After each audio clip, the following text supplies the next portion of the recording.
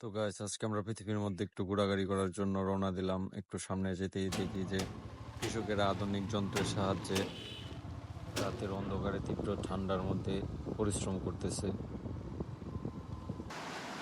আর finally আমরা চলে আসলাম ফারাক্কা বাঁধে। এই ফারাক্কা বাঁধের কারণে আমাদের বাংলাদেশে অনেক বন্যা হয় প্রতি বছর। এখন আমি যে স্থানে আছি এই স্থানটি খুবই ভাইরাল। এখানে মোটেও কেউ আসে না, আমরাই প্রথম আসলাম। আমাদের আগে কোনো মানুষ এখানে আসেনি, তাই জায়গাটি খুবই ভাইরাল।